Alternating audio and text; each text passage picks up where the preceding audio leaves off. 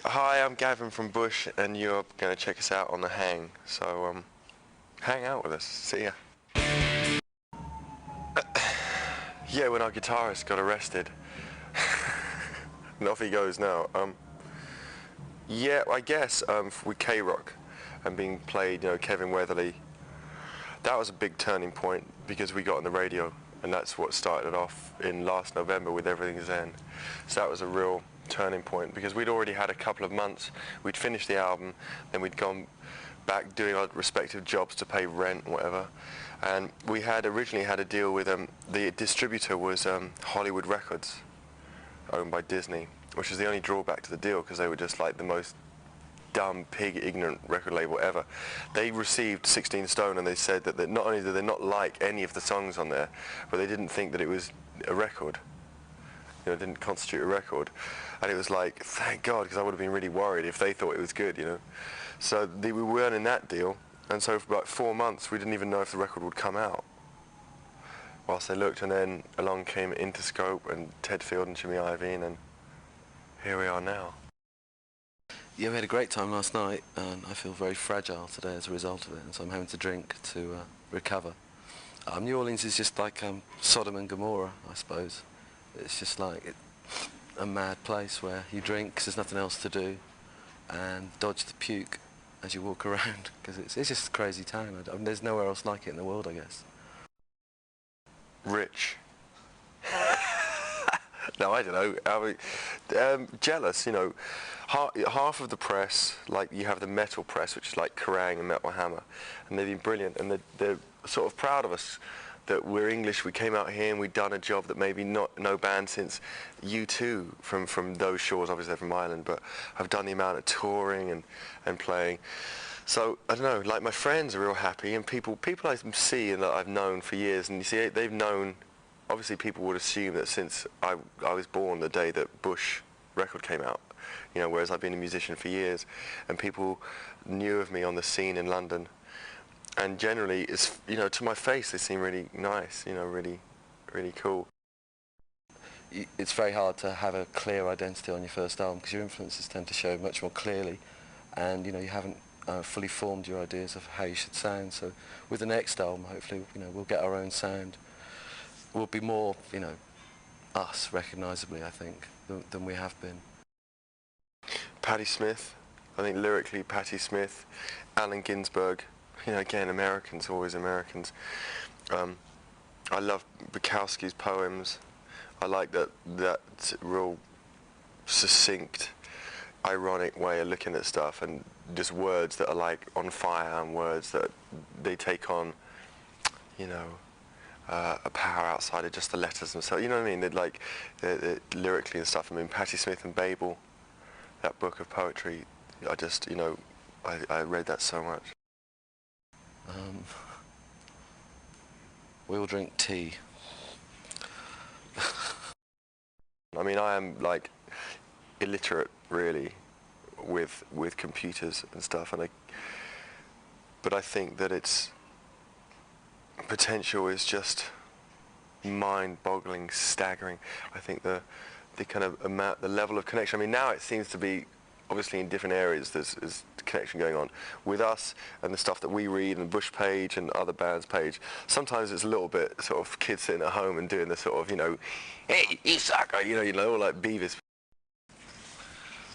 I'm sure this question's been answered. Yeah, I mean, I imagine it was when we were recording our demos in that horrible little studio in Harlesden, and Rob Kahane walked through the door, and after hearing sort of some of our demos, and we were actually recording Machine Head and Everything's Zen for sort of the first time, and he already had Come Down, Glycerine and Little Things, so he kind of walked out of that particular meeting and that scenario with what has turned around to be the 5 singles off of 16 Stone, which wasn't a bad, wasn't a bad start for any of us.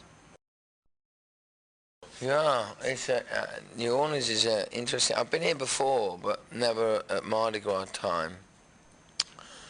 It's a bit bizarre, really. It kind of strikes me as kind of everybody's an alien to New Orleans, I don't know many people who actually live. Everyone who's on the street is blatantly apparent they don't come from New Orleans, because I'm sure everyone who's in New Orleans is gone. You know, there's probably like 1.5 million people live in New Orleans, and then when all these tourists come in, that 1.5 will leave and just let everybody else get on with it. Like that's what the impression I get is everyone's from, like, you know, Little Rock, Arkansas, or, you know, Columbus, Ohio, or where, I don't know. They're all from everywhere but here. It's a bizarre turnabout. I think we're being treated so much like Led Zeppelin were when they're in it, because Led Zeppelin were massive in America, and their first tour of England was a club tour, and the press just gave them a really hard time. Didn't like it at all. You know, they just thought it was, I don't know what they thought it was. I mean, I can understand in a way, you know, that Wizards and, you know, Tolkien, stuff like that might have been a bit sort of alien, but I think we're suffering a little bit from that same scenario of just like we were not we didn't start out to be a British phenomena. I think, you know, since we recorded the last one, I think every time you record anything, it's like a real sort of snapshot of where you are and what you're doing at that time. I think we've been a lot more, experienced. We've toured a lot more, and I think we'd like to do it a little bit, not quicker necessarily, but I think we'd like to do it, I think quicker. I think we'd like to just get it down as soon as we can, you know, and hope that it's exactly what we want, rather than, you know, sometimes you make an album and you fiddle with bits, and I think we want to fiddle as little as possible.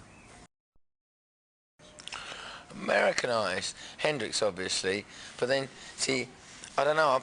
I don't know whether I'm xenophobic or anything, but I like a lot of the English bands, especially from the 60s and the 70s. I think we really ran the roost. You know, even Hendrix had an English backing band, right? You know, like I prefer bands like The Who and Led Zeppelin and stuff. I think they ran the whole scene for years and years and years. I mean, and when as I was seeing that Billy Corgan thing, he mentions bands like Cheap Trick. I mean, to me, they didn't really mean anything, not in comparison with, you know.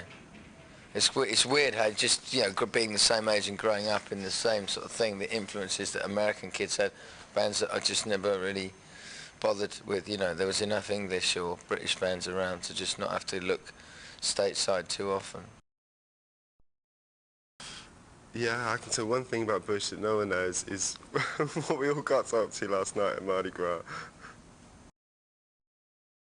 Yeah, I think the CD-ROM, you're talking about the CD-ROM, I think it's good. I mean, we were given the opportunity, we sort of spoke to some people, and, you know, so they explained it to us and described it to us, and they sort of put it all together. But and I think the idea, I think why we wanted to do it was, I think it's very difficult. I think when the only things fans see of bands are what journalists ask them, or, you know, in the TV studio, in that sort of environment. Whereas, and I think with the CD-ROM, we can actually be in our own environment. You can see our tour bus, and, you know, I think it's a bit more personal, and I think it's hard. You don't get much, you know, insight into bands otherwise.